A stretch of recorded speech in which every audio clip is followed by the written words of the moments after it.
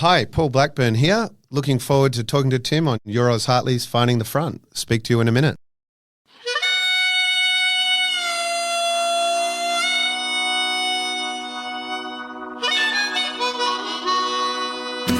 Welcome to Euros Hartley's Finding the Front, where we get to know the people who front some of Western Australia's leading companies, providing you with real insights into the way they think and approach things, both in business and in life. So get the volume adjusted in your car or your headphones sorted and settle in for a great story. Here's your host, Tim Banfield. Hey everyone, and welcome to another cracking episode of Euros Hartley's Finding the Front. This episode is proudly brought to you by Euros Hartley's Private Wealth. Through combining wealth management, strategic advice and stockbroking, Euros Hartley's Private Wealth focuses on ensuring clients achieve long-term investment success, wealth generation and preservation. If you'd like to learn more, please don't hesitate to contact us or visit the Private Wealth section of the Euros Hartley's website at www.euroshartleys.com. Well, our special guest on this episode is an absolute leader in the Western Australian property development sector. Paul Blackburne founded his property group back in 2003. Well, 20 plus years later, with a large number of significant, multi-award-winning apartment developments under his belt, Paul certainly is in a position of immense experience to share with us his insights into building a career in property and into growing his business. With Blackburne having settled some $1 billion in apartments of their own over the last 2 years alone, and with a strong pipeline of new high-end apartments ahead, Paul provides his view on a wide range of discussion points, including using his own equity, the risks and calculations behind his developments, funding, the themes he is looking at, design, the cost of building and skill shortages, and his views going forward. This is an engaging and insightful chat with so many takeaways. So without further ado, it gives me a huge pleasure to introduce to Euros Hartley's Finding the Front, the Managing Director of Blackburne, Mr. Paul Blackburne. Welcome, Paul, to Euros Hartley's Finding the Front. We really do appreciate you taking the time out to come on the show and give us a really good insight into what has been an amazing story for you both professionally and personally over a long period of time. And we were just talking offline. It's just such a great insight into what has been a true WA success story. So thanks a lot for joining us, Paul. Thanks, Tim. It's really good that we can sit down and have a chat, particularly starting our conversation back to linking it into you both professionally but also personally, because it all intertwines. And professionally, you love property, and through your own business, you've created one of the most successful property development companies in Western Australia. And then personally, you're a young 48, you're married to Charmaine for some 12 years, and you've got two beautiful kids, Aria and Ethan, which is just so fantastic and important. So, clearly you've come a long way from the days when you were growing up in Gooseberry Hill, but, they were very formative days. And just tell us a little bit about that. Gooseberry Hill, sort of Kalamunda area, was a great place to grow up in terms of you're connected to the metropolitan area and the city, but you still get the best of the country and the city. So it's a good mix of country and city. So I think you get the best values and skills of both worlds. Tell us a little bit about your mum and dad, though, in terms of their role. They had three boys. You were the youngest. Yeah, quite a traditional family, I guess. Mum had the very important full-time job of the homemaker, and Dad had started a real estate business, and I think he wanted to be in the country and saw himself. She grew up in the wheat belt and he grew up in Albany, and were torn between whether they were country people or city people, but the hills was that middle ground. And they got married, and Dad started a real estate business in doing property management and sales. Did he have any inkling about property when he was growing up in Albany? Did he come from? No, I don't think he did. He did various things, and after school met a real estate guy who said, can you come in and help me? And I think it's for someone like that, and I'm a bit like that, where we're not overly academic but have strong people skills and work ethic and whatnot. Real estate is always a great area to get into. And I think he really just shined in that, in terms of just being able to turn up every day, work hard, be honest, and look after property.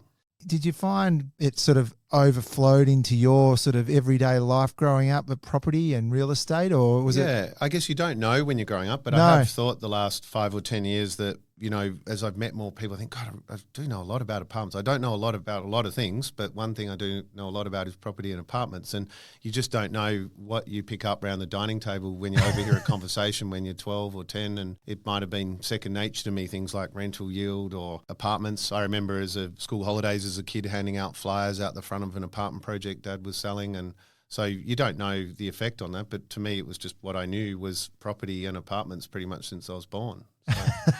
So, but I certainly didn't think I'd ever work in property. I certainly was not going to ever work for a family company. I wanted to do my own thing, and I really wasn't thinking about working in property. It just sort of ended up that way. Did you find that you were quite independent growing up? Yeah, I think I certainly was quite stubborn and independent, I think. I never imagined that I'd work for another company. I always thought I'd work for myself in some way, but I wasn't sure what that was going to be. I studied business with a major in marketing and management, and I always had a bit of a flair for understanding marketing and management, but didn't really think about whether it was going to be in property. But property is just so hard to beat, in that it's, something tangible. You can see it, you can touch it, you can feel it. You can look back and go, I did that, or I can see that, or I own that, compared to, say, equities or something where you can't see it. I just always like the fact, but now particularly with big sort of luxury high-rise buildings and shopping centres, it is really what gives me my kicks, being able to see them at completion and go, wow, we did this. Yeah. We often ask this, but how did you find school? You mentioned earlier you weren't that academic, but did you enjoy it? Well, I was sort of like a sort of C for effort and sort of B for achievement. So I probably could have got A's, I think, but I just wasn't really interested, and I had a short attention span, and I just sort of didn't really understand why we need to spend so long learning the perfection of English, learning how to, I really didn't understand the want to do English literature or advanced mathematics and all of that, and I stuck to the sort of basic subjects and knew them well, but yeah, it was never, not a bad student, but it wasn't a great one. A bit just sort of plodded through, got enough to go to university. And well, your love of property, was it always something in your mind that you thought, you're coming out of school, did you know what you wanted to do? Or? Like a lot of uni students, I was quite sort of wanting to change the world at university. And after I travelled a lot, I really actually was pretty sure I'd end up working in third world countries in Asia for an NGO, was probably where if you asked me, that's where I was heading. And then I did that for sort of 5 years of sort of travelling and sort of not trying to make a decision on where I go. But then I got to the point of saying, well, hang on a sec, if you want to have a family and have a house, and not live a sort of vagrant lifestyle or live out of Africa and Asia the rest of your life, you want to have a bit of normality, start a business and then do that for 10 or 20 years. And I'm now at the end of 20 years of that. And my goal really has always been to go back to doing that. But I thought, well, it's hard to change the world as it is, but it certainly helps if there's some capital behind you and some experience in terms of building and running businesses and organizations and how the world works. So really the last 20 years is about being set up for the next 20 years of doing something very different to what I've been doing. Wow. So, if we go back and you did your degree in marketing and management and then you decided, right, well, I'm going to go traveling. That traveling, did that happen before your degree or after it? Bit of both. So I used to save up, and in the 2 or 3 months uni holidays, sort of going to Southeast Asia, it's so cheap. You could get up there for $500 and $50 a day and travel around. But I was studying Indonesian language through high school and university too. So I'd mostly go to Indonesia and could practice the language and did some sort of exchange programs or people with other universities. Yeah. I'd go up and sort of meet them. But really just loved Southeast Asia, probably more budget driven as well because it was cheap to get to. And but just loved it. And also thought I'd end up working in Asia. I knew there was going to be something to do with Asia. Looking at the map, you sort of go, Australia, really its future was going to be in Asia. And I felt there wasn't a lot of connection between Australia and Asia at the time, and that I'd be someone who would somehow be involved in something between Australia and Asia. Yep. Now, it hasn't ended up that way so much, but I think in the next 10, 20 years it will. Paul, this links back to probably a conversation we're going to have later on in the chat, but I understand you're a pretty handy swimmer. Yeah, I used to swim a bit. At Guildford Grammar. I mean, Guildford was mostly sort of, farmers and borders and whatever, so you didn't have to be a very good swimmer to break all the records. But I think, certainly sort of broke the records at school swimming at Guildford, which wasn't saying a lot. But got into swimming where you do sort of, 5 a.m. to 7 a.m., 5 p.m. to 7 p.m. every day for probably 5 years, all through my teens, pretty much. Yeah. Yeah. But you enjoyed it. Yeah, I mean, I think in hindsight, I probably wish I hadn't have done so much because it dominated my life so much, and I've got a few injuries from it, I think. But you know, it's 4 hours a day, and you learn mental discipline. Swimming is something to swim sort of 5 or 10 kilometres a day every day for 5 years. You've got to be pretty mentally tough, and I think it does teach you that, teaches you discipline. You're up at 4:47 every morning. So, and you meet great people, have still a lot of good friends from those days. Well, it's probably not well known, but you end up becoming state champion for the 100 to 200 butterfly. Yeah, those sort of things, yeah. I mean, I had some pretty good swimmers, 1 year older and 1 year younger in sort of Bill Kirby and Todd Pearson that were sort of we went on to win Olympic golds, and so there was some good WA swimmers around at that time. Yeah. No, it's fascinating. So look, I just want to spend a bit of time on the travel because it took up a fair portion of that post-school time and then university. And I think from what I could gather, you learnt a lot about yourself, but also how to live and live well on limited means. And I think it created quite a foundation for you, was my interpretation. Yeah, it probably came from one sentence I remember someone older told me, I think I was at uni or soon after, and said, son, like don't just settle down, get a job in a big company and get a mortgage now. You trust me, in 10 or 20 years when you've got kids or a house and a mortgage or whatever, you've got this window now of 5 years, just delay it as long as you can. Get out of here. And I was telling a young guy who just finished uni asking me for advice this morning. I told him exactly the same thing. Like, just do it. Just get out of here. Don't worry about money and career. Like, still keep an eye to it. But, just those years between 20 and 25, 26, 27, really it's such a unique chance in life to be able to think, okay, I'm going to move and pack up your bags and go somewhere else next month, and live without any worries, and also being able to meet people from different countries of a similar age, and I think people underestimate how little you need. Like $50 a day was enough to, so $5,000 would last me 3 to 6 months. Yeah. So you can do a lot with that. And it's no better or worse travel than traveling in 5-star hotels. It was probably better in some ways. You just got a simpler room and probably more fun. Well, you've probably got some lifelong friends that have come out of that period of time. Yeah. And, and I always travel alone. A lot of people sort of travel and they go on their sort of 20s traveling with someone, but I was very committed to sort of traveling alone. So you tend to meet triple the amount of locals. You just engage so much more. And even when you're traveling on your own, particularly in third world countries, people will come up to you more easily. Like they just will approach you, and then because you don't have anyone else to worry about, you'll spend an hour talking to them and make a friend with them or learn something from them. Or even every now and then you'd hook up with someone. So it might be some American guy, or New Zealand guy, or an Australian guy, might travel together for a month or two and have an adventure, and then go your separate ways. You covered something like 40 countries. Yeah, about that. And often sort of a month or two in a lot of them, and sometimes 2 to 3 weeks. Yeah. Just fascinating. And one of those was riding a motorbike through Vietnam. Yeah, I think it was about 94 or 1995.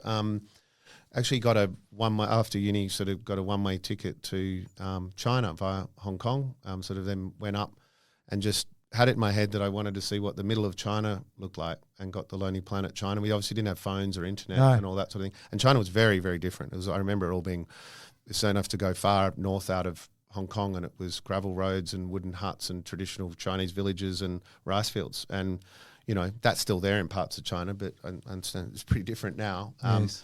But yeah, and then wanted to cross over into Tibet was the idea. I'd read a book of a guy that did it, and it was sort of in the 70s and 80s, it was sort of becoming a bit of a trail to try and cross over from China into Tibet. But they'd shut down the border. They were having a bit of a spat at the time, and I couldn't get across the border and ended up going south to the Vietnamese border. And that was only, you think that's only sort of 15, 20 years after the Vietnam War. So it was still quite raw in there. And the North was communist, and, the red guards and the red flags and all that as you walk across the bridge from China to Vietnam, and got into Hanoi and thought, well, what's a cheap way to get around? I'd heard about a guy said it's good to buy a motorbike, and there's Motorbike Street in Hanoi, and you go there and for $300 bought an old Russian Minsk motorbike, and they give you a card with a license that's attached to you, and you just get off and ride, and just sort of ended up heading south and weaving sort of across the border of Cambodia and Laos, sort of down over a few months, and that was a great trip. I'd actually want to do it again at some point. What an adventure! Yeah, and you get to meet people. I met some Americans halfway, I think, in Hoi An or something, and they said, "Wow, what are you doing?" We're going to do that. So they got a couple of motorbikes and joined me for a month or so. So it does lead, Paul, to, I asked the question earlier, did you find yourself being quite independent? Clearly this sort of theme keeps coming through, because I know you did end up, after a period of time in London, decided, look, you're going to come back to Perth and experience a Western Australian summer. This was about 2001. So, there we've gone through the school, we've gone through uni, we've gone through a significant amount of travel, and you're back into WA. Tell us a bit about your mindset at that point, because it's quite pivotal, that period of time when you arrived back in WA. Yeah. I think I'd been traveling on after, did a year in North America, a year in the Middle East, and year in Asia, and a year or two in London, and sort of just then traveling through Europe and North Africa. But it's sort of, after a few years, sort of start going, okay, maybe I should start thinking about staying somewhere for a period of time.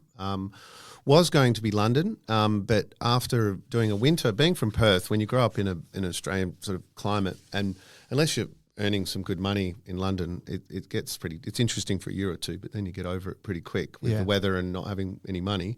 But got a job there in an office in a recruitment agent, recruiting Australians to work in marketing jobs, and I'd interview them and help find jobs for them in London, and enjoyed that. But I just found the winters, like a lot of Australians do, quite hard. And then sort of said, I can't handle this, I'm going to go, and wanted to then started to try being a dive instructor for a few years, and went down to Dahab in Egypt in the Sinai Desert, and heard about this spot there, and it was like a small town, and you get a hut on the beach, and got my dive master registration with Paddy, and then you just take people diving. But again, the grass is always greener, because after 6 months of that got boring, and then said, what am I doing with my life? I've got to go do something. But that's a beautiful part of the world down there. But beautiful. And then, went overland through sort of Syria, Lebanon, Israel, and Jordan for 3 to 6 months, back to Turkey. Got back to London, and was on the Piccadilly line going into the city, back to a job I'd got. And I looked around, it broke down the train, you're stuck underground in the cold, and I looked around, I was all sort of tanned and happy and relaxed, and saw all these people with bags under their eyes and pale white skin and looking depressed. And I just thought, you know what? I decided then and there, I said, I'm leaving London. I'm not going to become that. Yes. And I thought, if I don't go now, I'll get sucked in, and I won't realise what it's like to feel healthy and happy, and I'm going to leave. And so I pretty much packed up my bags, went back to Perth. It was summer in Perth, so and got back to Perth thinking I'd go to Sydney or just regroup, stay with my parents for a few months, and then decide what I'd do. But yeah, it was a time I just came back to come home for Christmas, and then think about moving over east or doing something else, and just thought, wow, Perth's actually, I never thought I'd live in Perth. I thought I was never coming back except for Christmas to see family. But I thought, actually, geez, I might be able to live here. It's not a bad city. Well, it certainly turned out that it was a pretty pivotal move, because I suppose because of your background, being independent, because your dad was involved in property, you ended up doing a little bit of part-time work to help him out. Is that correct? Well, I got back, and his sales manager had left at the time, and they had a real estate business with sort of 10 property managers and 2 or 3 salespeople, and were syndicating some East Perth apartment developments. And they had a project, actually for Cedar Woods, I think they were marketing it for 20 years ago. And it was 20 townhouses, and he said, well, the sales manager's gone and I don't really have someone to sell it. So I got my sales registration, which you can do in a couple of days, and went down on weekends, and suddenly, started selling them. I thought, this is pretty good. I'm selling these townhouses, and I'd never, I was getting 5,000 a sale or something, and over 6 months sort of made 60 or 70,000 over the summer. And I thought, wow, how great's this? I get to just stand there and sell cool stuff, talk to people. Sell's a kind of dirty word, but I get to talk to people about what product we have and see if it suits them. Yes. And I thought that was pretty good, and the money was good. I'd sort of saved up more money in that 6 months than I had in 5 years. So I thought, well, I'll do this for another year. And I said, yeah, I could do this. I'll finish this project off, selling it for you, and then I'll head over to Sydney. But then got involved and about 18 months later decided that I liked it and I'd set up my own business. So just that little period of time, 18 months, is it fair to say you fell in love with the idea of property as a career path? Yeah, I fell in love with property, but I also fell in love with it as I saw it as a vehicle to help me get financial independence to be able to then do what I want in the world. Right. So it was a bit of both. You've got to love it, but I thought, well, that 70 grand in that 6 months gave you a taste for what you could do. Yeah. And thought, well, and I think, growing up around Dad was a, really good property guy and understood it and had a really good name. And I just sort of probably consciously and subconsciously got to learn from the best, not just around the dining table, but working with him, seeing how you run a business was, wasn't necessarily being a lesson. I don't think I was meant to be, he sold that business to his partners and decided to retire, but I wasn't of the mindset of taking over a business or anything. No, I wanted to do my own thing. And I don't think I I wouldn't work for family anyway. I just think it's better to keep family separate from work. But yeah, just really just loved the idea of property and I guess then started making some money. And at the time, I feel I've sold my soul to the devil a bit, but I did say 10 years. I'll do this for 10 years, build a business, sell it, and then use the money to go and do the work I wanted to do in developing countries and whatnot. But I guess 8 years ago, sort of started some of that on the side. I thought, wow, and I can keep the capital going and getting return on equity and growing equity whilst also doing that. So now I'm sort of trying to find that middle ground. And kids change it too. I've got my sort of kids are sort of 8 and 11.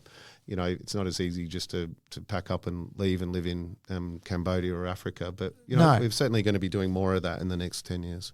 You ended up, with regards to getting into property, you got to the point where you thought, right, I'm going to take out a loan and buy the property management, a portion of, or the whole property management? Yeah, well, the business was a real estate business, Blackburne and Joyce Real Estate. It started as Blackburne Real Estate with Dad in the 60s, and then his partner came on, his CFO, I think it was, and sort of became partners. And they had 10 property managers and a few salespeople, and one development manager, was sort of syndicating developments and partnering with companies to do property development, but more to get the project marketing work and the ongoing work. But they had a strata management portfolio they'd built up as well, where as opposed to property management, you're strata managing the common property of multi-residential. Yes.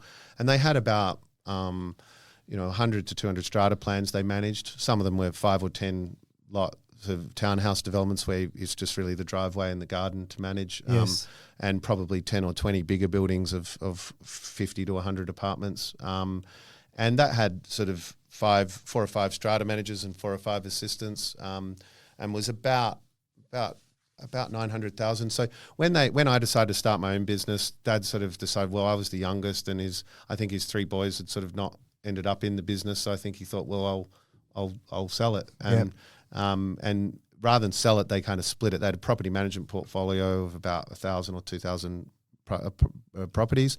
And so Graham Joyce took over that business and we transferred the managements of these strata management clients out. So I really started with me, a PA, and 5 strata managers and 5 assistants. And what that did was just enough to pay the bills.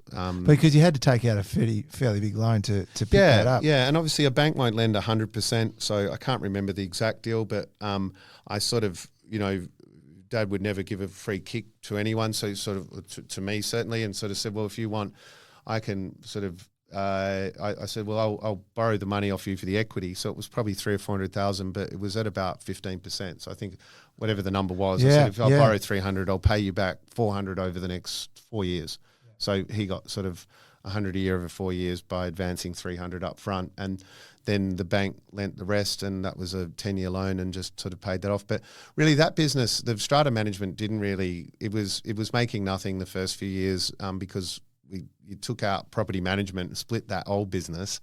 It didn't have the economies of scale then. You still needed a receptionist or a PA and an office and an IT, and it didn't make any profit, but it was sort of we we out of the 6,000 apartments that were in it, I worked out after 6 months that the fees were just too low on a lot of them, and we just were managing them for free. And so we raised the fees 20%, lost a quarter of the portfolio. Right. So we ended up with 30% less clients with higher fees and total fees, and that turned it into a profit of about $300 or $400 a year. And then it sort of grew to $500 or $600 a year in profit from that business. But it was just a good steady machine. But really the profit came from working for other developers, working for developers consulting. Obviously you need equity to do property development. You can get others equity, but I wasn't a finance guy. I didn't understand equity and finance. I just knew property and apartments and development. So I worked for other developers, which was really a great grounding for property development, because half the time I learned what not to do more than what to do. Yes. And we were the project marketing agent, but did a lot more than the sales, really helped find the sites. And when they'd find a site, they'd say, what do I think we should build on it? What size apartments, whether one beds, what product mix, what price point. And so I'd do all that advice and consulting. And really the sales was only a quarter of the work, Yes. but that's how you get paid. You do all that other work to get the commission on the sale of 2% of 500,000, or whatever. You were effectively a partner to the property development Yeah. teams, and Yeah. you went on and You become part of the team. So they often, if they weren't big enough, they didn't have an in-house sales team. And a lot of developers back in those days didn't have an in-house sales team anyway, even when they were doing quite a lot. They would outsource, just like they outsource construction at tender, or they might outsource architecture or planning or law and not have in-house everything. They would often outsource. And there really wasn't many good project marketing real estate agencies in Perth. And the main reason is you do sell an established property, you get paid within 90 days, but you do off the plan and you get half on contract and half at settlement. And in those days, the law was you could only get it all at settlement. They had a stupid law. They've changed it now. But Right. you couldn't get paid till it settled, which stuffed the project marketing industry and development industry. It's one reason there was so few apartments, because no one would get in there and who waits 4 years to get paid? And but I had I was driving a $5,000 Commodore and I lived in a little one bedroom in Subi, and I was happy to make nothing and wait to get paid. So in the first 4 or 5 years, I didn't get paid, but I was owed $2 or $3 million. So sort of like forced savings. Yes. You work and build up this pipeline of money to come in commissions. And it also, the property management strata sort of paid the bills and kept an infrastructure going with a reception and, 5 or 10 staff. So I could get out and do that stuff. But working for them, I did it for 5 years for other developers, maybe 10. But after about 5 years, did my own small project in 84 Subiaco Road. 18 old apartments, got a year to settle, access before settlement to refurbish them. I got a mate from uni to refurb the kitchens and bathrooms who knew project management. So just this is about 2005. You started. 2005 that was. About like 3 or 4 years in. I started in March of 2003. So kind of 3 or 4 years in after I was doing it, and I saw this thing and it had saved up $1 million or $2 million in commissions, and because I was living on nothing, yes. and not paying a sales rep as well. Most real Doing estate it all agencies yourself. pay half to the sales rep. I said, Yeah. well, I'll just work my ass off. I'm young and I'm single. I can just work 12 hours a day, 7 days a week, and I'd work Saturdays and Sundays too, and say, well, hey, I'm not having to pay out, a sales rep. I still did bring on a couple of salespeople, but I would sell half of it, kind of thing, and lead the project marketing effort. And I didn't pay a marketing manager, so I would do all that. So you were really originating, partnering with property developers, and then selling the end product. Yeah, as that's what you were doing. Yeah. And helping design it as well. So they Yep. would say, you go meet with the architect weekly for 2 months, and I'd pretty much drive the design of the project. And also the advice on sort of the sales rates and marketing strategy, but also then the customer service. Like, it was quite a lot to do for a 2% fee. Like, now agents wouldn't do that, but I'd do the quarterly updates. I'd be the point of contact right through settlement the inspections. development, yep. When the buyer came through, we did all the defect inspections. Like, I should have been charging double for what we did, but it did mean that everyone used us and we learn a lot. But it made some profit. But reinvesting in that first development, I thought, hang on a sec, I do these 18, and we bought them at $200,000 each for the year to settle. Of these 18 apartments for the year to settle, access before settlement, spent $100,000 on each, refurbing the kitchen and bathroom and putting some nicer common areas in. and painting the building. It was a 3-story walk-up, one of those old 60s buildings. Yes. And then the market boomed, as we know, in 06, 07. So there was a bit of luck there too. And they ended up selling it sort of $490. So I sort of, you buy the apartment at $200, spend $100 on it, sell it at $500. And you bought 18 of them. And 18, so that made sort of $3 million or so. And I thought, do you know what? Like, although I had to risk equity and all that risk, I made more money in that than I have off the last 5 years of working 7 days a week selling. Yes. About the same. And I thought, I'm just going to do that. But I didn't have enough money to do it. So I thought, I'll just reinvest that and do one small project. So I reinvested that 3 into an 80 apartment, a site in East Perth to do 80 apartments. And then. But so just to pause there, Paul, they were existing apartments. You just really gave a lick of paint, bit of an upgrade, and then offloaded them again. Yeah, quite a bit. I mean, that's quite 100,000 in those days was probably 200,000 now. So yes, and they're only little sort of 1-bedders, little old 3-story walk up, those cream brick places you see around Perth. Yeah, but we sort of thought the feasibility on buying them at 200, spending 100 on them, and selling them at 350 or 400. But the market boomed in 05, 06, and and then that made a profit. So, but it was quite a major thing. We extended balconies. I put in a spa in the common area, redid all the gardens, rendered the whole building. So it actually looked like a new building. Didn't put in a lift, but you went everywhere almost to that point. Yeah. It was quite a major job. It took like 9 months to sort of do them all. But again, I got a guy I trusted from uni who knew project management, and he got a builder mate of his, and we kept it simple. Like, I don't know if it was pretty luck. A lot of things could have gone wrong, but so you rolled that, and then basically you were up and away as a developer in your own right. And the problem was I couldn't sort of make it too public, because then obviously developers would think, well, if you're competing with me, there's a bit of a competition thing. Even though I was a lot smaller, they were doing 100, 200 apartment projects. They might think that as an agent, they wouldn't want you to do the marketing because you get the leads and. Yes. It doesn't really work like that anyway, but we wouldn't do it anyway. And inquire on a project, the sales team were paid the same whether that was my product or another developer's. Yes. They never had any different commission structure to incentivize to prioritize our stock. But they commission only sales, so they're going to sell whatever's they can. So they for about 5 years I was doing a bit of my own and a bit, but in about 2010, 2012, it got a sort of 10, 12 years ago, it got a bit much sort of doing both. And I thought, well, we're launching 2 projects a year, one for someone else, one for me. Let's just do ours properly. Yes. And when you get a 2% commission, after you costs and pay out a sales rep, you might make 0.5% on 500 grand. So your profit might be $2,500 or $3,000. If you get a 15% development margin on 500,000, you're at 75,000. So it's a lot different. I sort of thought, well, we can make more profit if we do it selling 100 apartments a year rather than selling. I think we did 900 sales in 2007, but mostly for other developers, and only 50 were mine. But there was more profit in those 50 being the developer than selling 800 for someone else. Now, it's an interesting point of time. We all know that 2007 was a roaring year for WA. Property had reached its peak. Yeah.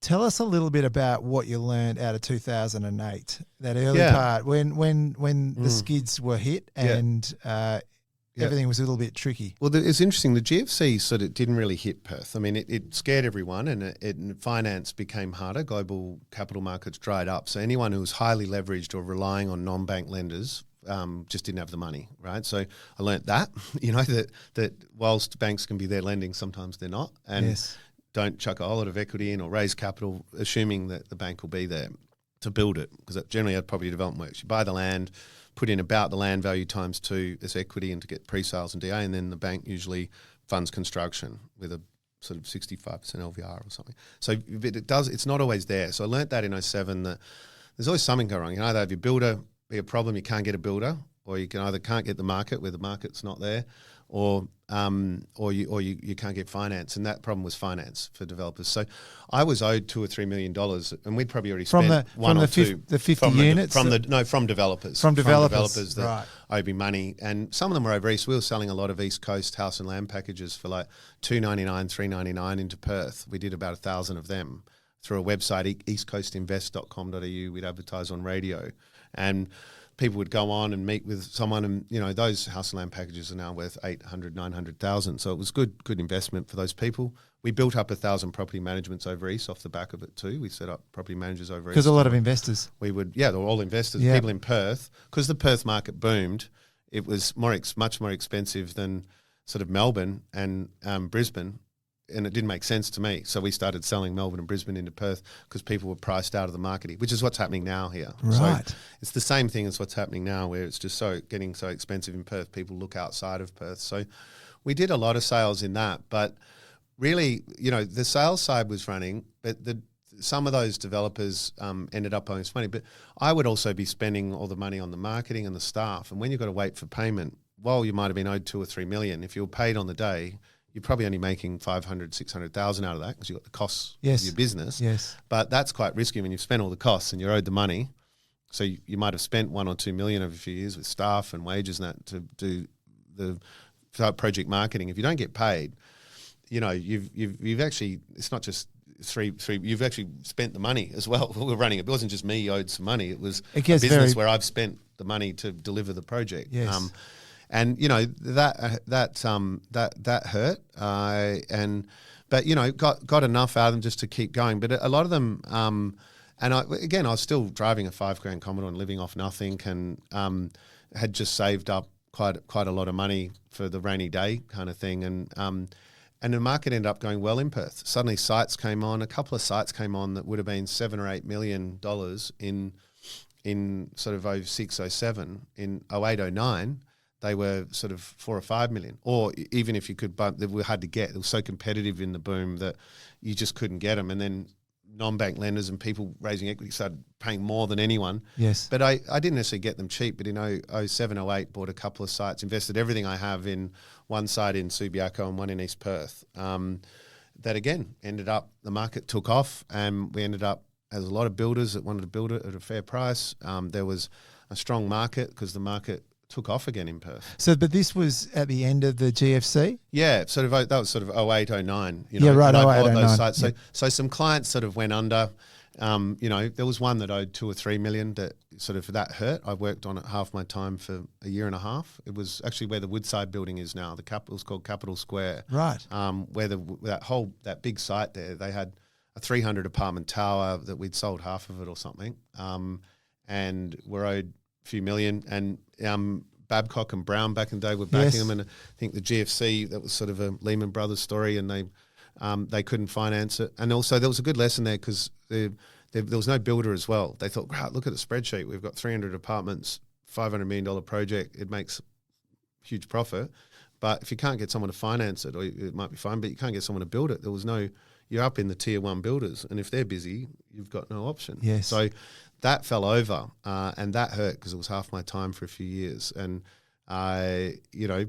but again, I don't see that as hurting. It was a good lesson. Yes. Because if I hadn't have been through that, I would have got in trouble 5 years ago by not understanding that and locking in build prices when I felt they were going up 3 or 4 years ago. That they weren't going up yet, but I thought they're probably going to go up. Yes. Let's get reliable, strong builders. I didn't think they'd go up as much as they did, but we wanted to get tier 1s, which is when I started working with Multiplex, and they built the last 2 sort of couple $100 million jobs, and just knowing that you got to manage all the risks. So you can get the pre-sales. We're locked in a price with a buyer, so we're stuck in the middle. But unless you have your build price locked down, then you got a problem. So I just saw that where people just got too confident, and when they're using other people's money, and that's why I've really never used other people's money. I've never taken equity in. Sometimes in the early days I did some stretch senior where the bank would do a bid and you might bring in a friend for a little bit of second mortgage sort of stuff. But I would always provide all the high risk equity. And I always said, I only want to grow organically and do what I can do with my own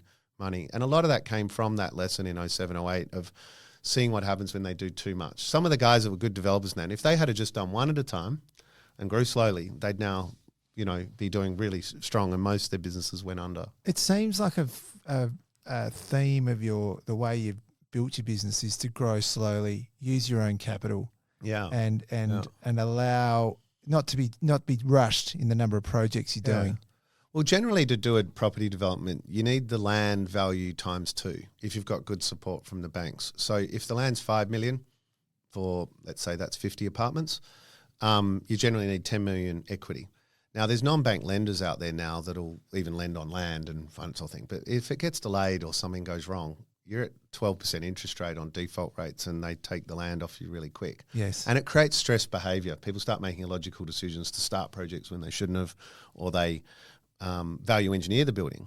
It's counterintuitive. So, well, hey, we still comply with contracts. Let's value engineer is means cuts the costs, right? Yes, like the plants that are smaller, cheaper wallpaper, and you end up damaging the brand. So that's also a short-term thinking. So I've never felt that need to really value engineer buildings too much, because you think, well, long-term, even though we're spending more on the quality we need, it will pay off. We don't feel that need to sort of strip every dollar out of every project. But when you've got a highly leveraged syndicate model or non-bank lenders with high interest rates, it's pretty tempting to cut the quality because you can double your profit with a little bit lower quality.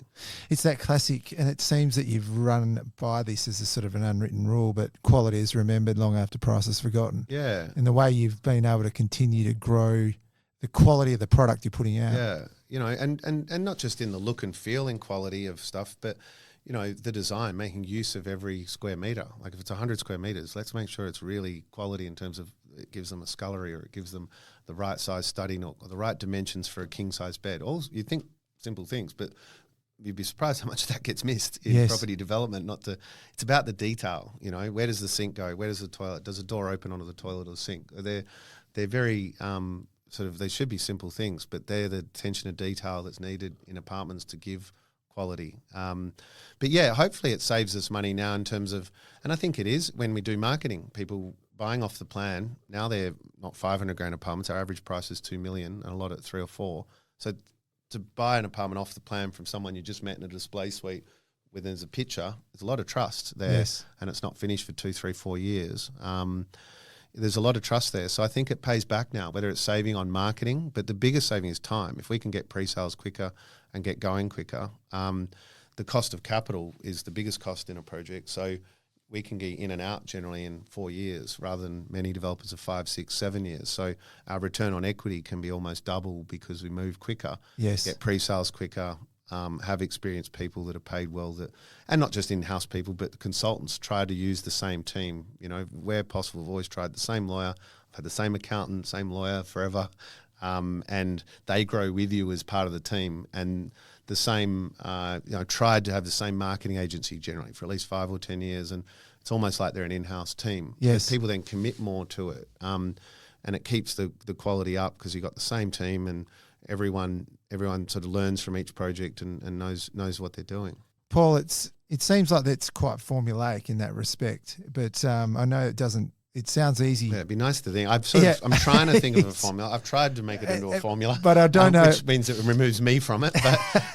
But we're doing pretty good.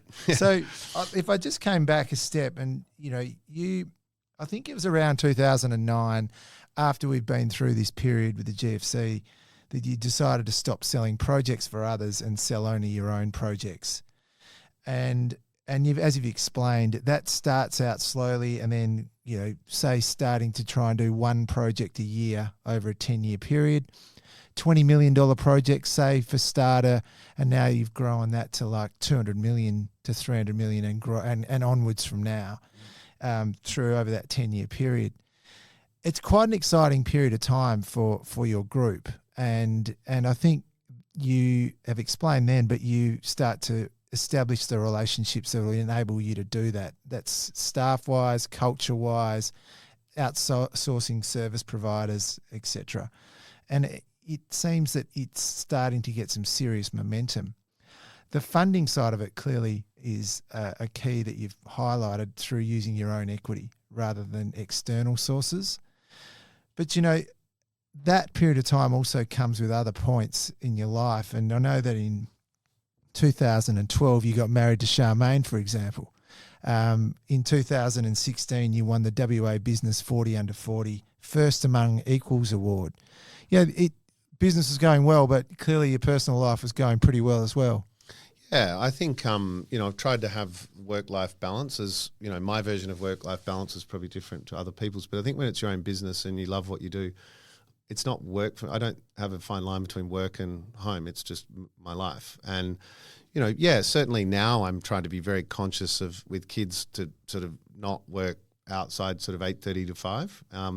But it depends how you define work, because in the ad break after they're in bed is probably when I do my best work, is just thinking about something that I've got to sort out tomorrow. So that's really the job of an MD in a strategic role. So it's sort of like there's always work, or it might be just as you brush your teeth at 10 o'clock at night, you go, okay, I'm decided I'm going to do this. But getting the work-life balance right, certainly with kids, I certainly wanted to make sure that, I'm with them just as much as Charmaine is. And, pretty much every hour I'm not at work, I'm with them. We travel 2 to 3 months a year. Every school holidays, we're off day one in July, all of July. We're overseas, all of December and January, generally traveling with the kids. So we're doing 2 or 3 months a year of traveling with them, and pretty much every minute I have that's not at work is with them. It's a fantastic position to be in, but it did take some time to get to that point.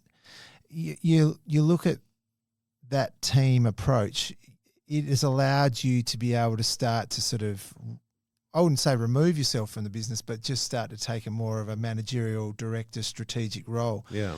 That team, if we look back in the last sort of 3 years, you're doing now sort of 300 million to 600 million style projects. I read a statistic that you've settled something like $1 billion worth of apartments in the last 2 years. Yeah, just in the last 18 months, 2 years. Yeah. So if we were to go back a step and think about it, when you look at the way you've developed the business, and you did touch on it, but let's just talk about, for example, design. When you look at the way that the projects have come out, and I'll use One Subiaco as an example. You sold an apartment in there for a record price of something like $19.3 million. Now investors are coming in, or homeowners are coming in and loving what you do. The product is clearly appealing. What's the formula around that? So Okay, you outsource your architects? No. With the architecture, I think, we try and stick with the same architect, because there's a lot of IP built up in terms of, right down to the width of a bedroom, bathroom, and a lot of trust there. But I always see it that the architect doesn't do the design. We don't do the design, we do it together. And that is one of the great things is we grew up as a project marketing business and in the sales. So that gets you connected to the market. So if you understand the market, and the only way to do that is to be talking to the market. Now, we can do research reports and all that, but in display launches, I'm always there, and I like talking to them. It keeps me connected to the trends and what people are wanting. And, but a key thing underlying all this is I wouldn't be in apartment development if it wasn't for the baby boomer trend and the lack of supply in Perth. We really primarily focus owner-occupied product. I decided 10 years ago to not go near sort of like the high-rise investment towers, because that depends on sentiment so much. Interesting. The investors can stop on the spot if sentiment's bad for no real reason. But in the underlying demand that's there for baby boomer owner occupier stuff, when I moved to the western suburbs sort of 10, 15 years ago, I was driving around, you see all these houses and you look at the price and go, oh, that's 2 or 3 million, and it's not that nice. And it's sort of half of them have one person living in it. And, half of the homes in the western suburbs of Perth, there's only 1 bedroom out of 4 to 6 bedrooms being used, right? So it's not a housing crisis. We've just got the wrong types of housing. Yes. So there's always, and it's not a pro-apartment or anti-apartment thing. There's always a role. 90% of housing in the west suburbs is always going to be beautiful, leafy back streets. We should preserve all that. But in the nodes in like Subiaco, Claremont, Cottesloe, where possible, particularly on train lines, like or shopping centres, having more density there. So the whole thing, I did Aria Swanbourne, it was the first big project sort of 14 years ago, and 156 apartments in Swanbourne, and I thought, let's just go a bit bigger. The last project, we had quite a lot of older couples coming in looking for larger apartments, so we went bigger, and they just walked out the door. They were really popular. You could make it. They obviously there's such a shortage of supply, and their houses are worth 2 to 4 million, and they sell their house and buy an apartment for 1 or 2 million, cash in, pay off the debt on their house, and retire, and give the kids a bit of money for a deposit. And I thought, this market's huge. I still think we've only seen the tip of the iceberg. So my whole strategy was, I wouldn't be developing now if it wasn't for that market. I could have done it in townhouses or investment product, high rises, but I wasn't interested in it. I wasn't proud of them. I thought these buildings I can create these resorts. Each one of them's like Crown. You know, we got 2 starting in the next year. They're as big as Crown. They're as nice as, better than Crown, I think. And we've finished 3 in the last year, and they're just exciting to do. But the demand for them is huge. The oldest baby boom is sort of 80 now, and people are aging better and healthier. So the wave is only really just hitting. But a lot of people, the kids have left home in their 60s or 50s, and they're thinking ahead now. A lot of the buyers now are in their late 50s, 60s, thinking ahead, saying, well, the kids are 20, they're probably going to be out in 5 years. Let's buy an apartment now before the market goes up more, because it's only going up because we can't build cheaper. So, you know, that market is just huge. We get 3,000 couples coming through on every project launch with $1 million display, and you know, you could sell these. We could have done 10 times as many buildings, and there'd be as much market for it. And there's really not much. The reason why I like as well is not much competition in it. You've got to put in so much at-risk equity, and it's very technical to know what you're doing. That a lot of people with money invest in safer things or just less hassle. Yes, you know, a lot more about less hassle. It's pretty safe the way we do it because we know what we're doing. We think. But so the return for what the investment is pretty good on a risk-reward relationship. So just on that, so you're funding each one of these ones like your owner equity? Yeah, generally. I mean, sometimes if the landowner doesn't want to sell the land, they want to stay in as a joint venture partner. So they might. I've done a couple of those, but we prefer to buy the land and just do it ourselves. But if they want to partake, we allow them to keep the equity in their land, and we then provide all the funding on top of that. And do you keep a percentage of the project each time for your own security I wish purposes? I'd kept more, particularly in the last few, because they were worth 30-40% more at completion. Yeah, so, sure. You know, I wish I'd kept a lot more. Grove, Hindsight's a great most of thing. them were worth $500,000 more at settlement, and it was a lot worth $1 million more at settlement when they settled 6 months ago. So we wish we kept more, but I know I generally keep a couple in each project. The last few have kept 4 or 5 in each project. Generally keep the ground level. So we've kept ownership of the ground level of One Subiaco and Grove. So got quite a few restaurants and supermarkets now and cafes and all that sort of thing, and shops. City Beach Shopping Centre's one with the redevelopment there. Assuming all goes well, that'll have a new shopping centre down below with the Coles. We'll probably keep ownership of that or half of it. But yeah, generally keep as many. You only need to sell half to start construction. With the bank funding, but I like to sell half anyway. It proves up you've got the product and the price right. If you can't sell half off the plan, you know, within 6 months, you probably got your price too aggressive, right? And you want to. But we know the market, we think enough now to get it about right. So your pre-sales are crucial. Yeah, it gets you cheaper funding. You can do it with less pre-sales. So you can start with 30% sold with non-bank lenders, but you'll pay an extra 1 or 2% interest rate, which is $5 or $10 million on a project. Yeah. And the cost of borrowing is a crucial part to the holding costs. Yeah, I mean, you look at One Subiaco, we budget on X interest rates, and because then COVID hit, it went down. So we actually ended up being a lot less in interest rate than the budget. But when the RBA governor said 4 years ago rates won't go up till 2024, I mean, he didn't really say that, but that's how the media put it. Yes. And I thought, well, you know, it was helping form him decisions. We budgeted 1% increase in interest rates 3-4 years ago. And then there's a project like that with a $300 million loan, and it went up to what it is now. That hit the project quite a lot. Yes. You know, but the good thing is for buyers, they buy off the plan. They've got a fixed price, right? So that's our problem, not the buyers. But that's development. You know, like we made up some of it on the sale of the last quarter of the project because they were worth more. But you know, the interest rate's a big risk in these. But that was the fastest and highest, I think, jump in interest rates in 100 years or something. Yes. So that was rare, but we were just about to do our biggest loan. We budgeted 1% up and it went up 3%. But you know, but it can go the other way. We're trying to work out at the moment. We're about to start 3 big projects. What do you punt that rates are going to be when we've got $1 billion in debt or $500 million in debt in a few years? So, yeah. Oh gosh. So if we just look at this will lead to some general questions. But One Subiaco's done. That was a $300 million development, finished 18 months ago. As I said, one of the penthouses got about 19.3 million, which is, amazing. The Grove in Claremont, $350 million development. Yeah. Finished 6 months ago, 250 high-end apartments. Just finished 95% settled, roughly. Yeah. Got a couple left there. Karrinyup, is coming, East Village and West Village, $500 million project. Yeah. So those two stages are combined to probably 600 million, but stage one was only about 100 million, but stage two is a $500 million project. So South Perth, 17 level. Yeah. So in for approval. Yeah. Mill Point Road there. We're sort of working through that now, but a great project. It's sort of 60 or 70 apartments, but they'll be 2 to 4 million each, and just amazing views north of the river. And it's exciting to do that again because they're small projects. I mean, it's still 150 million revenue and 100 million cost or 130 million cost project, but it's a quarter the size of the other ones, and it doesn't have a big shopping centre below. It's simple with one core, one lift running up, and 4 apartments, and it's just exciting to do a boutique high-end project. I want to do more of them now. They're lower timeframes too. They take sort of 2 years to build, not 3 years.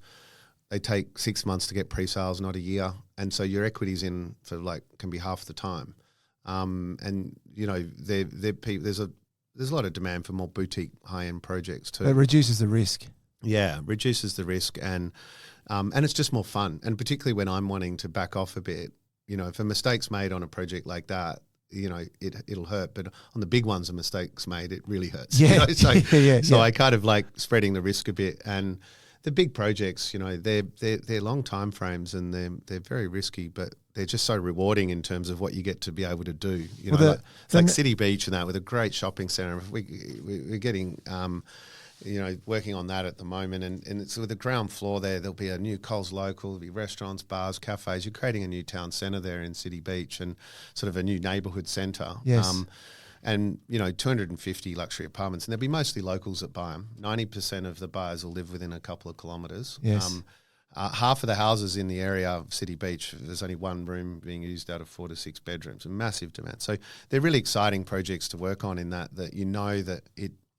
Hopefully you make a profit or a fair return on your investment and time, but also you're so satisfying knowing that you're changing people's lives for the better. They're freeing up equity, selling their home. They've spent their whole life paying it off. They don't feel like they've got money, but they've got a $2 to $5 million house, and they sell and buy one of these apartments, and frees up some money, and they can retire a bit earlier or help the kids out with a deposit. Or yes, something. yes. You know, that's a huge mark, and very satisfying knowing that we're on the right side of history. Despite what you might read in some of the media, obviously, you know, there's a vocal opposition to anything you do in life. Like someone said to me, if you're not upsetting sort of at least 25% of the population, you're probably not doing much. So I kind of, you know, but we honestly believe we're on the right side of history and changing WA for the best, and the whole team believes that. We know that because we see it, and yes. we see them when they move in, and they're generally very, very happy.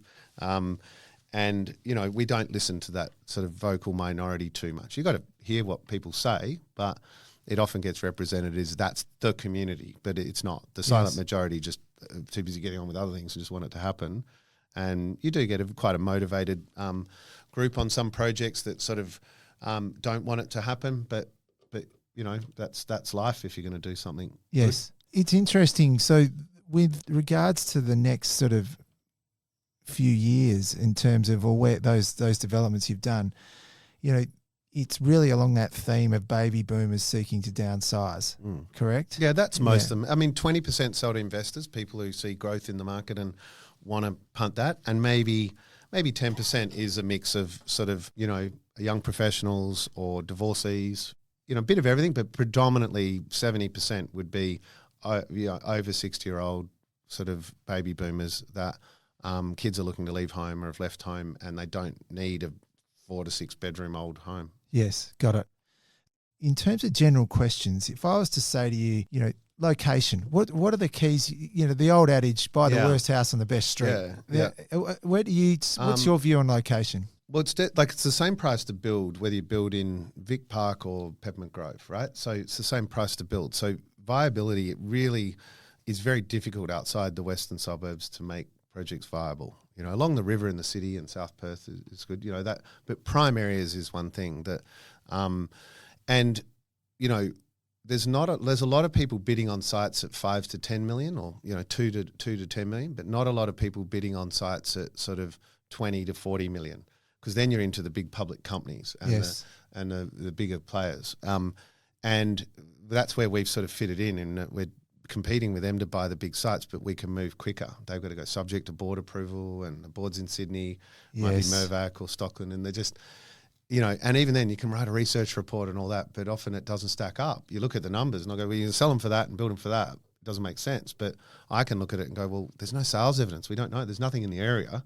So you can't get sales evidence. You've got to trust your gut a bit about what it'll sell for. And that's why we sort of slipped in as a private company where fitting into the market of doing projects that usually only the big listed companies do, but ones that they generally won't go near because you need a bit of gut feeling and intuition to be able to do it. Just pause there, because I know, and I've picked this up before, but you've clearly got a brain for that mathematical part of an equation around whether a location, a site is commercial or going to work or not.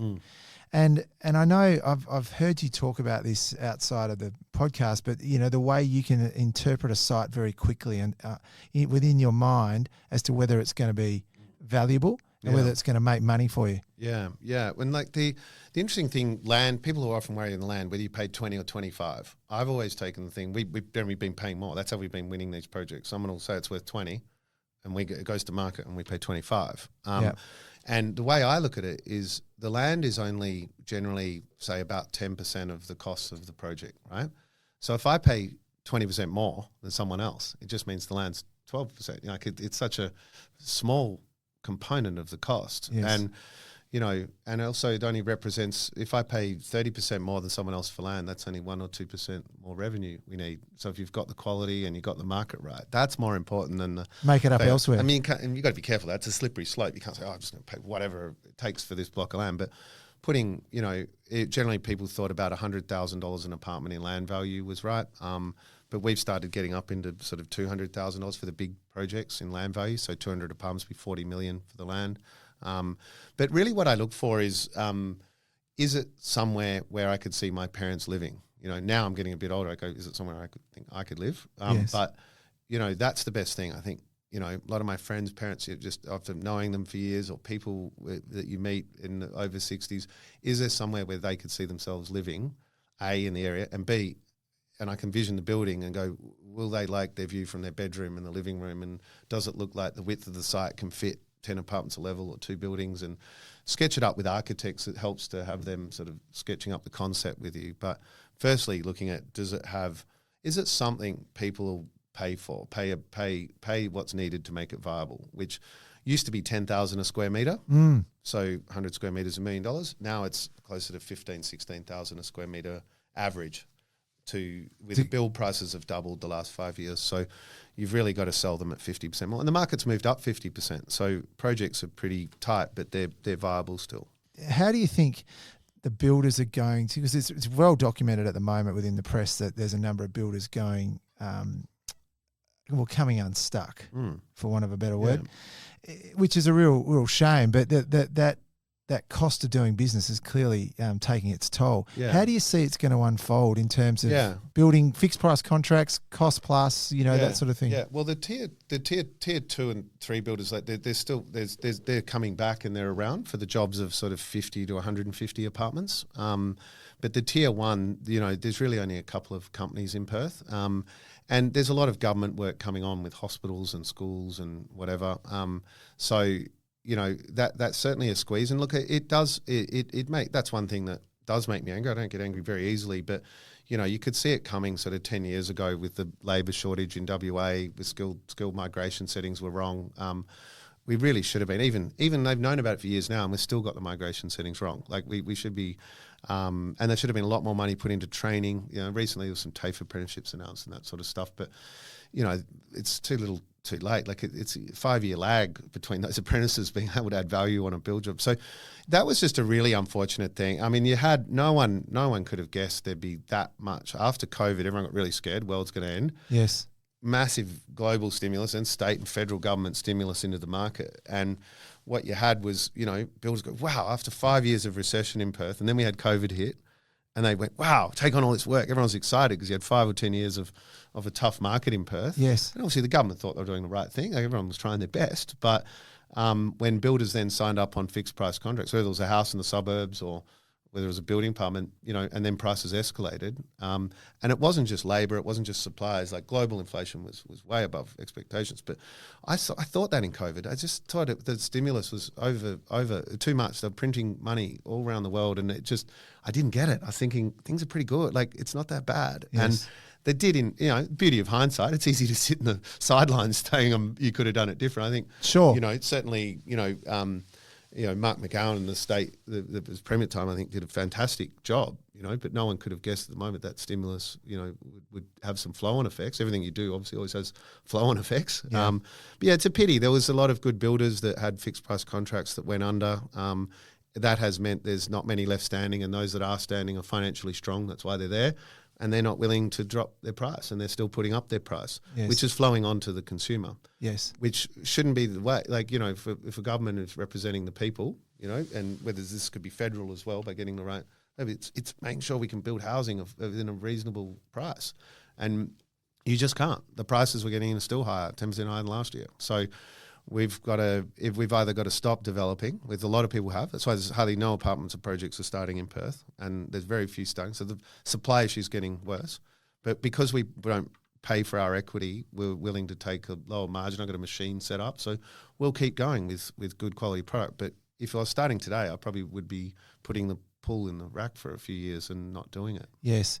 It does beg the question, though, over time, your developments are going to get more and more, like, we're at $600 million developments. Plus, yeah, I mean, that's going to continue to grow based on costs alone. Yeah, just the size, like generally over 200's been good because you can do resort style facilities, spa, pool, gym, sauna, private dining room. You get the economies of scale with low strata levies to still do that. But with the 200 to 300 apartment projects, we used to be doing average of 500,000 each on 80 apartments. So it's 40 million. Now they're 250 apartments at 2 million each. And you're at $500 million really easily. But if I just ignored the price, it's no harder. I don't feel it's any harder for us. It's the same job. Yes. It's just, and in a way it's easier because the baby boomer market for owner occupiers is stronger than investor market, and it's less risky. It's just an underlying current of long-term growing demand. So it's actually easier than an investor product apartment building of 80 apartments at 500 grand each or whatever, because there's such a strong demand for them. Yes.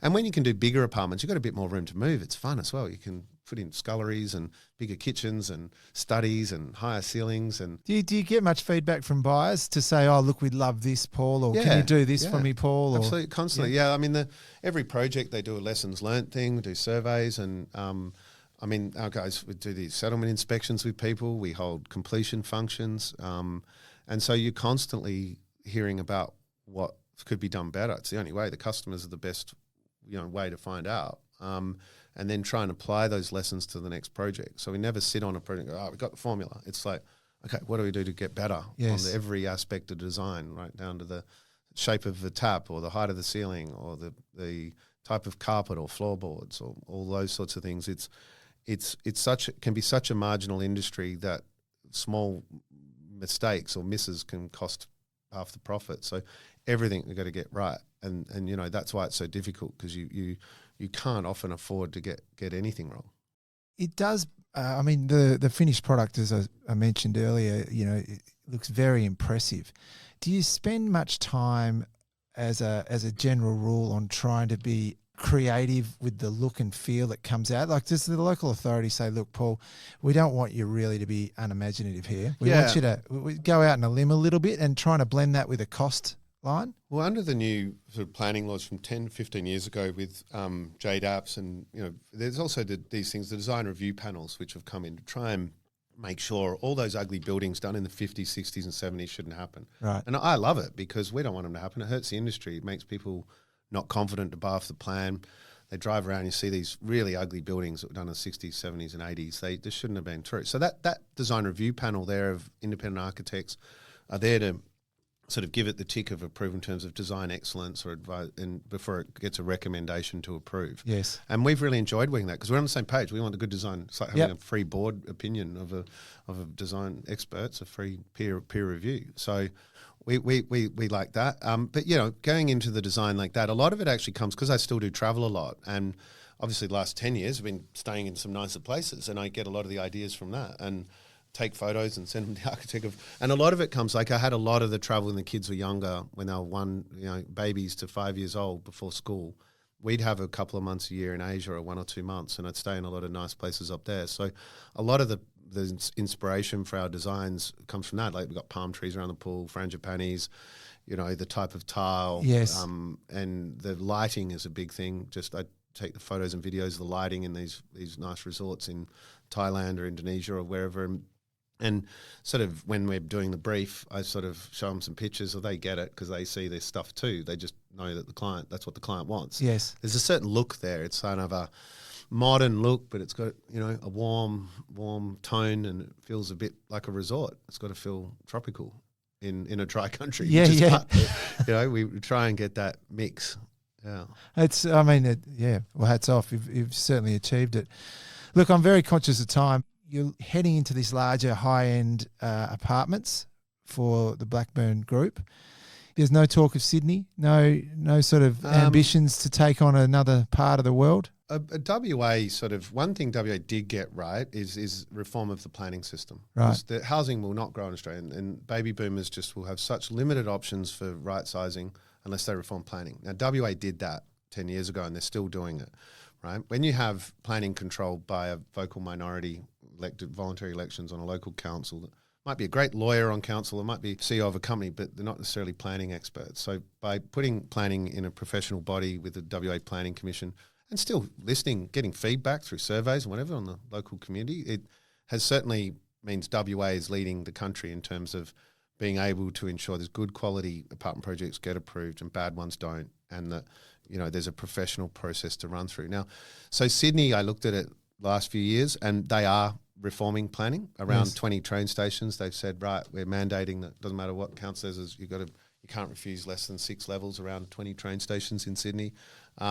But the more DD I did the last few years, I just look at competitive advantage, and I go, well, our competitive advantage, I know every street, I know the thing, know the builders, know the trades here, and the market's here. So I'd rather do more in Perth, because we could do 2 or 3 times more in Perth if we wanted to. Yes. Than try that. But they are looking to reform planning over there. And there's no one, I thought there'd be all these amazing developers in Sydney doing what we're doing, and there's not. So that excited me to go. I met with quite a lot of people over there, and they're like, well, no one's doing what you're doing over here. Very rare. And if they reform their planning system, I'm certainly interested. Yeah. Right. Where if a site comes up, we're looking, I'm having a look at some sites, but again, I've still got young kids. I don't want to be on a plane so much, but if in 5 or 10 years, or we bought a site in a few years that was ready, and I was happy to be on a plane a bit more, and they reform the planning system over there, and I've got the right partner, because you need the right builder partner now. We're really trying to partner with builders, Yes. not just go to tender on every project. You want to bring them along. Not have the construction in-house, but almost, like it's a long-term strategic partnership. If I can really get that sorted, then Sydney would be of interest. Yeah. Okay. And what else, Paul, outside of that? Family, I noticed you've done a Rottnest solo swim. You're thinking about getting back in the pool or anything? Well, I did one 10 years ago, and then another one a few years ago to try and beat the time, but didn't get there. So and it hurt a lot more at 46 than 36. So I don't think I'll do that again. I'm doing a team next week in the Port to Pub, but that's about it. But no, just certainly, I've had reasonable work-life balance, certainly trying to focus more on being healthy and spending more time with family, and also other interests. I've just got lots of other things you want to do in life. I don't want to be 70 or 80 and think I should have done all this stuff. So trying to do that and do less projects. We're diversifying more, investing in non-property areas and owning commercial property, which is passive and safer, and shares and equities, and just diversifying a bit more, slowing down on the development side in terms of, it is $1 billion to launch in the next year and start construction on next year, but it's actually only 3 projects, which one's already mostly sold and starting construction. The other one, and both the other 2 should be ready to start selling soon, and building next year. So it sort of sounds complex, but it sounds like big numbers, but it's nothing different than what we've done for 20 years. So, and it's probably less. We actually, we've probably got less on now than we had. They're just bigger numbers. Just fascinating. And it's been such a good chat. Just as a quick one, for any aspiring graduate or person coming out of school, university, looking to be in property development, you got any tips for them? Yeah, I think a great tip is just start at the bottom and be prepared to do whatever. I was actually speaking to a school leaver today who's asked for work experience. He did a bit this year and he now wants a job, and he's great because he's just willing to do anything. Yes. Do the photocopying, run the keys around, just surround yourself with good people, with the right people, because, most developers are very honest, do the right thing, but there's good ones and bad ones, and just try and hang out with the good ones and be prepared to work for little or nothing for at least a few years, and you'll end up making more over a 10 to 20 year period is a big thing. And university, he was asking me, should I go to university? And I sort of said, well, you're probably not going to learn much that's relevant, but why give that up? What a good time in your life. Do that, but work with us 10 or 20 hours a week. I'll give you that, just doing odd jobs, and you'll come out of uni, but you could go straight into working with us as an assistant development manager, but why do that? Go and do uni, and so I think it can add value, university, but it's certainly not a necessary thing. Often all its value is just getting that first job. Yes. But also you if you get the right degree and the right university, you can learn things, but you actually learn things more of just the people you meet too, the networks from university and it's the things you learn from the other people from different schools and whatever. I always say generally do university and then be prepared to just don't think about how much you earn in the first 5 years of working. I didn't care about what I earned, made nothing for my first 10 years, and that pays off in the second decade. Certainly has. Look, I must say congratulations on what you've been able to achieve over the last 20 years. I know the 20-year anniversary of the business was in 2023, which is a pretty significant achievement and milestone. So well done. And we do really appreciate you taking the time out to come on Finding the Front. It's been a fantastic conversation, and I really do look forward to seeing what the next sort of stage holds for you and Blackburne, because it looks like the sky's the limit. Yeah, thanks very much. Yeah, it's an exciting time to be in WA. There's great opportunities in the property sector, and we're really excited to be a part of it and love WA and love thinking we're playing a role in making it a better city. Good on you, Paul. Thanks a lot for coming on the show. Thank you. Cheers. Bye. Thanks for listening to Euros Harley's Finding the Front. This podcast is for general information purposes only. Please check out eurosharleys.com for more information. Euros Harleys holds Australian Financial Services Licence 230052.